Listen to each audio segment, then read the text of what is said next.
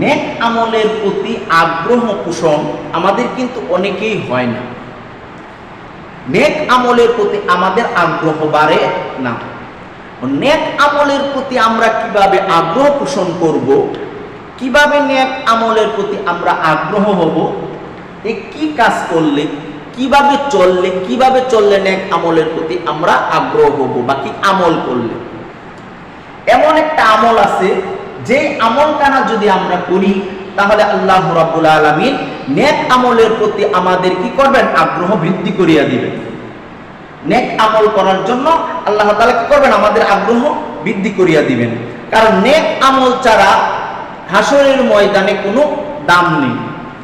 যার যত বেশি নেক আমল আছে হাসরের ময়দানে তার মর্যাদা তত বেশি।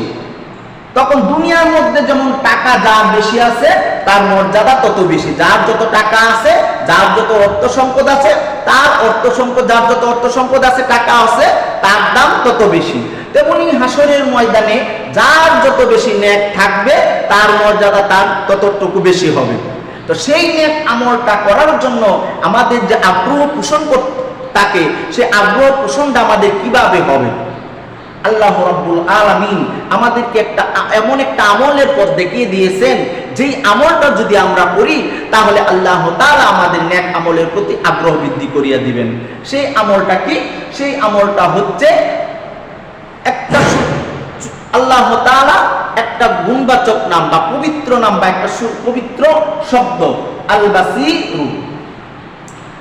এই পবিত্র শব্দটা যদি জুমার নামাজের পর 100 বার পড়ে, জুমার নামাজের পর 100 বার পড়লে আল্লাহ তাআলা কি করবেন, অন্তরের কালিমা দূর করে দিবেন এবং নেক আমল করার সুযোগ লাভ করে দিবেন। জুমার নামাজের পর আল বাসীর এই শব্দটা যদি কোনো ব্যক্তি 100 বার পাঠ করে তাহলে আল্লাহ তাআলা কি করবেন, তার নেক আমল করার সুযোগ বৃদ্ধি করিয়া দিবেন। তাহলে এই আমলটা ছোট্ট একটা শব্দ, আল বাসীর, ছোট্ট একটা শব্দ, এটা আমাদের সবাইকে জানা জরুরি। এটা আমরা সবাই পারবো, ছোট্ট একটা শব্দ। এটা যদি আমরা কি করতে পারি, আমল করতে পারি, তাহলে আল্লাহ তাআলা আমাদেরকে নেক আমল বৃদ্ধি করিয়া দিবেন। তো বন্ধুগণ আমার, মহান আল্লাহ রাব্বুল আলামিন যেন আমাদের সকলকে নেক আমল বৃদ্ধি করার জন্য এই ছোট্ট একটা শব্দ আল বাসীর, এটা যাতে বেশি বেশি আমল করতে পারি, সেই তৌফিক যেন মহান আল্লাহ রাব্বুল আলামিন আমাদের সকলকেই দান করে।